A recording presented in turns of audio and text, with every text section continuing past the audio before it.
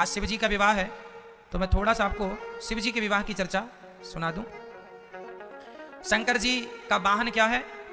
बैल। बैल मतलब क्या? बैल मतलब क्या? बैल मतलब नंदी नहीं होता।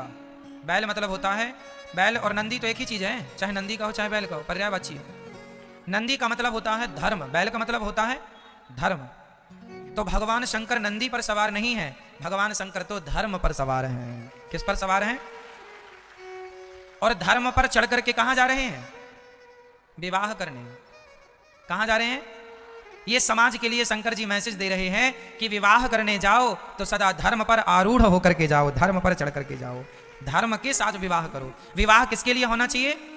धर्म के लिए, ना कि विवाह केवल भोगों के लिए हो। इसलिए धर्म के लिए। धर्म के कितने पांव होते हैं? नंदी के कितने पांव हैं? 4। धर्म के भी 4 चरण होते हैं। कौन कौन से?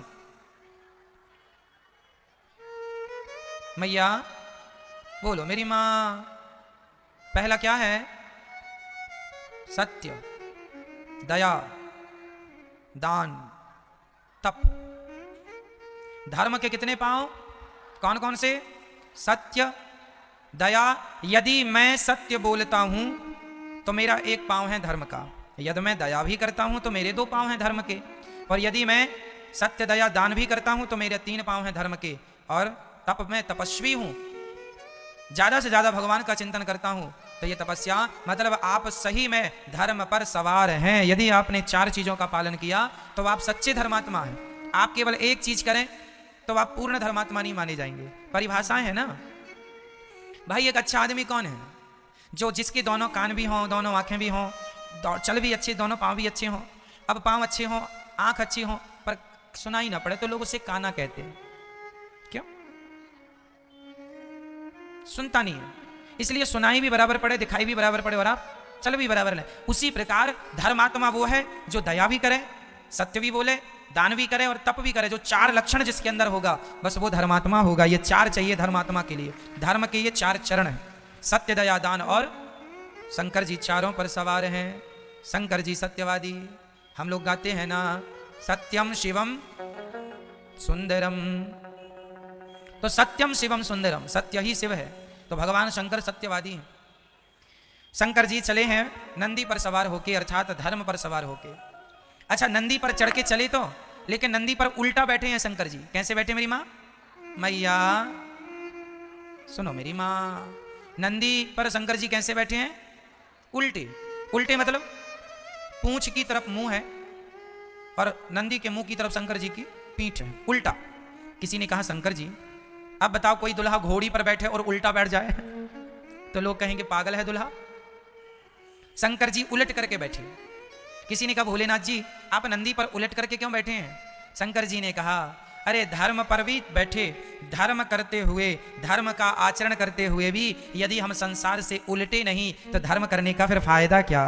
अरे धर्म करने का तो अर्थ ही यही है कि संसार से उलट जाना। उलट जाना मतलब संसार की तरफ मुंह ना करके भगवान की तरफ मुंह हो जाए। मैं दान पुण्य करता हूँ, मैं सत्य बोलता हूँ, मैं तप करता हूँ, और इतना कुछ करने के बाद भी मेरे अंदर भगवान के प्रति प्रेम ना जागा, मैं संसार से उलटा ना हुआ, उलट के ना बैठा, संसार की तरफ ही देखता रहा, भोगों में ही लगा रहा, तो फिर मेरे धर्मात्मा होने का क्या फायदा? धर्मात्मा होने का तो फायदा है ही है ये कि आप संसार से उलट करके भगवान की तरफ मुंह करके बैठ जाएं, ये उलटना है। तो शंकर जी की बारात में भगवान नारायण भी जा रहे थे, तो नारायण है पीछे पीछे और भोलेनाथ जी थे, भाई दुल्हा होता है आगे आगे और बाराती होते हैं पीछे पीछे। तो शंकर जी बोले कि यदि मैं सीधा बैठूंगा तो मेरे नारायण की तरफ पीठ हो जाएगी, इसलिए उलट कर बैठ गए कि भले मैं विवाह करने जा रहा हूं पर दर्शन भगवान का होता रहे। इसलिए भगवान शंकर सदा श्रीमन नारायण का दर्शन करते हुए जा रहे हैं। भगवान शंकर जी के विवाह में श्रीमन नारायण गए थे कि नहीं? भगवान नारायण भी गए थे। तो शंकर जी ने उलट के इसीलिए बैठे ताकि भगवान की तरफ पीठ ना हो। कई लोग ना भगवान की तरफ पीठ कर लेते हैं। मैया सो रही हो? सो जाओ मेरी मां। लोरी सुना दूं आपको? मैया ऐसे सो रही हैं ताकि कोई पकड़ ना पाए कि ये सुन रही हैं कि सो रही हैं।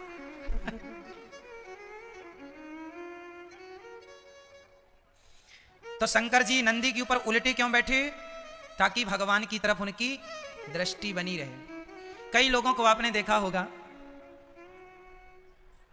एक सज्जन भागवत जी में जब भजन हुए तो वो नाच रहे थे, तो नाच रहे थे, पता है, वो आगे आए और नाचने लगे। और नाचे कैसे? आप लोगों की तरफ मुंह कर लिया और ऐसे ऐसे नाच रहे थे। तो हमने उनसे पूछा कि क्यों, ये किसके लिए नाच रहे हो? बोले भगवान के लिए। हमने कहा भगवान की तरफ, भगवान के लिए नाचते तो मुंह भगवान की तरफ होता, पर तुम्हारा मुंह तो संसार की तरफ है। इसका मतलब तुम नाच रहे हो संसार के लोगों को दिखाने के लिए नाच रहे हो। यदि भगवान के लिए नाचते तो आपका मुंह भगवान की तरफ होता, आपकी पीठ संसार की तरफ होती, लेकिन आप संसार को दिखाने के लिए नाच रहे हैं, इसलिए आपका मुंह संसार की तरफ हो। इसलिए कोशिश ये करनी है कि कभी किसी हाल में हमारी पीठ भगवान की तरफ ना हो। हमारी पीठ किसकी तरफ ना हो? सदा हमारा मुंह भगवान की ओर हो। इसलिए शंकर जी धर्म पर उल्टे बैठे। अब चले शंकर जी, भोले भंडारी की बारात जा रही है। शंकर जी ने सांपों की माला, सांपों का जूड़ा, सांपों को ही जूड़े पर बांध दिया, सांपों को ही शंकर जी ने कमर पे बांध लिया, शेर की छाल लपेटी खाल और उस पर सांप कस के बांध दिया। सांप, भगवान शंकर जी सांप क्यों धारण करते हैं? कोई बोले कि शंकर जी के गले में सर्प क्यों है, तो इसका उत्तर यह है कि भगवान कहते हैं कि हमें यह याद रखना चाहिए कि हमें एक दिन मरना है। सांप किसका रूप है? मृत्यु का प्रतीक है। सांप को काल कहते हैं, सर्प को क्या कहते हैं? सर्प को कहते हैं काल। काल ब्याल मुखग्रास त्रास निर्णा सहे तवे। तो काल को क्या कहा? सर्प को क्या कहा मेरी मां? शंकर जी ने, हम लोग काल से डरते हैं, मौत से डरते हैं, और शंकर जी तो मौत को गले पे लटकाए चलते हैं। शंकर जी से किसी ने कहा कि आपने गले पे सांपों को क्यों लटकाया है? बोले ये काल है। हमें हमेशा दो लोगों को याद रखना चाहिए, पहला भगवान को और दूसरा अपनी मृत्यु को। तो शंकर जी सदा सदा वसंतम हृदयारविंदे। शंकर जी के हृदय में सदा कौन बसता है? शंकर जी सदा सीताराम को, मतलब श्रीमन नारायण को अपने हृदय में बसाते हैं। सदा उनके हृदय में कौन? सीताराम, श्रीमन नारायण। श्रीमन नारायण शंकर जी के कहां बसते हैं? हृदयारविंदे। हृदय में कौन बसा है? भगवान सीताराम अर्थात श्रीमन नारायण। ऐसे शंकर जी कहते हैं कि हृदय में भगवान है, मैं उन्हें याद रखता हूं, और गले में मौत है, गले में काल है, मैं अपनी मौत को याद रखता हूं। ये याद रखता हूं कि हमें एक दिन मर जाना है, इसलिए हम सदा भगवान के चिंतन में लगे रहते हैं। ये दुनिया को मैसेज दे रहे हैं कि भगवान शंकर तो नित्य है, वो कभी मरते नहीं हैं, ठीक है, परंतु हमारे लिए मैसेज है कि भाई तुम लोग मौत को और भगवान को याद रखो, ठीक है। शंकर जी जब बारात लेकर गए तो हम लोग ना शादी विवाह करते हैं तो आप लोगों ने देखा होगा दुल्हा कितना सारा सज धज के जाता है, पाउडर वाउडर लगा के। शंकर जी ने पाउडर तो लगाए नहीं, भस्मी मुर्दे की चिता की भस्मी लगा लिए पूरे शरीर में। किसी ने कहा पाउडर लगा लो प्रभु जी, थोड़ा मेकअप कर लीजिए। शंकर जी ने कहा ना जी मेकअप नहीं करेंगे, ये मुर्दे की भस्म जरूर लगाएंगे। तो भस्मी क्यों लगाएंगे? शंकर जी क्यों लगाते हैं? क्योंकि आदमी कभी भगवान का नाम ले ना ले, लेकिन जब मर जाता है ना तो शव यात्रा में जरूर राम नाम लिया जाता है, हाँ या ना। कोई कहे कि मैं भगवान को नहीं मानता, तुम भले भगवान को ना मानो, पर जब मरोगे तो तुम्हारी शव यात्रा में लोग यही बोलेंगे कि राम नाम, राम नाम। इसलिए राम नाम ही सत्य है। तो शंकर जी बोले कि सारी जिंदगी भले आदमी राम का नाम ना बोले, पर मुर्दे के कारण राम का नाम जरूर बोलता है। तो जिस मुर्दे के कारण लोग राम नाम बोलना सीख रहे हैं, मैं उस मुर्दे की भस्मी शरीर में जरूर रमाऊंगा, ताकि लोगों को यह प्रेरणा मिले कि राम नाम कितना जरूरी है जीवन में। तो शंकर जी तो पूरा श्रृंगार राम नाम का ही करते हैं। शंकर जी पूरा श्रृंगार किसके नाम का? राम नाम का। भस्मी इसलिए क्योंकि मुर्दे के संग राम नाम बोलने वाले लोग रहते हैं। कभी ना बोला हो किसी ने राम राम, कभी ना सुना हो किसी ने राम राम, लेकिन मुर्दे के संग चलेगा तो सुनने को मिल जाएगा। इसलिए राम नाम बोलना मुर्दे ने सिखाया, मुर्दे ने उनको सिखाया जो नास्तिक थे, इसलिए शंकर जी ने भस्मी रमाना शुरू की। अच्छा, शंकर जी की बारात में वो लोग भी गए जो कभी कहीं नहीं जाते, कोई अपनी बारात में लेकर नहीं जाता। चुड़ैलन भी गई, मेल फीमेल दोनों थे, भूत और चुड़ैलन, भूत भूतनी दोनों लोग। ये चुड़ैलन कौन बनता है मैया? चुड़ैलन कौन बनता है? आपके हैं कोई परिचित में चुड़ैलन? किसी चुड़ैलन का नंबर है, कांटेक्ट है कुछ? नहीं। चुड़ैलन कौन बनता है हम बता दें आपको। कई लोग कहते हैं महाराज जी भूत प्रेत थोड़ी होते हैं। अरे साहब होते हैं, लिखा है हनुमान चालीसा में कि भूत पिशाच निकट नहीं आवे, महावीर जब नाम सुनावे। तो भूत प्रेत होते हैं तब तो लिखा है कि ये निकट नहीं आते। तो पुरुष मरता है तो भूत बनता है, और महिलाएं मरती हैं तो चुड़ैलन। तो सारी माताएं महिलाएं नहीं। जो बहू अपने सास की सेवा नहीं करती, जो बहू अपने ससुर की सेवा नहीं करती, जो बूढ़े सास ससुर को छोड़ देती है, ऐसी बहू मर के चुड़ैलन बनती है। जो स्त्री अपने पति की सेवा ना करे बल्कि पति को मारे, इसका तो रिजर्वेशन हो चुका है। पति को मारती है, बताओ, इसकी चुड़ैलन सीट रिजर्व है। तो ये चुड़ैलन भूतनी। और भूत कौन बनता है? पुरुष, जो अपने माता पिता की सेवा। मां नहीं मात पिता नहीं देवा, साधुन सन कर वही सेवा। जो अपने माता पिता की सेवा ना करे, जो नारी जात का सम्मान ना करे, ऐसा पुरुष जब मरता है तो भूत बनता है। जो अपने कर्तव्यों का पालन नहीं करता वो भूत बनता है। इसलिए हमें अपने धर्म का आचरण करना चाहिए। अपने कर्तव्यों से भागना नहीं है, जिम्मेदारियों से भागना नहीं है, उनको पूरी करना है, निभाना है। तो ये शंकर जी की बारात में जितने भी शमशान थे भारत में, सब शमशान के जो भी वहां के जो भूतों के मुखिया थे, है ना, भूतों के शमशान के अध्यक्ष आए। जैसे दिल्ली के शमशान के भूतों के अध्यक्ष, अब अध्यक्ष जी आए हैं तो उनके संग 10-20 और रहेंगे। ऐसे हर शहर के जो शमशान थे सबके अध्यक्ष गए, और कहीं अध्यक्षिका भी थी, चुड़ैलन इत्यादि। कहीं भूत कम भूतनी ज्यादा, तो वहां उनका वर्चस्व था। पहले मैं खाऊंगी फिर तुम खाना। ऐसी चुड़ैलन और भूत सब भगवान शंकर जी की बारात में सम्मिलित हो गए। जस दुल्हा तस बनी बराता। कैसी बारात है? जस दुल्हा, दुल्हे के गले में सांप है और कान में भगवान ने सोने के बाले नहीं पहने। क्या? बिच्छू को उल्टा लटका दिया, ऐसे लटक रही है बिच्छू।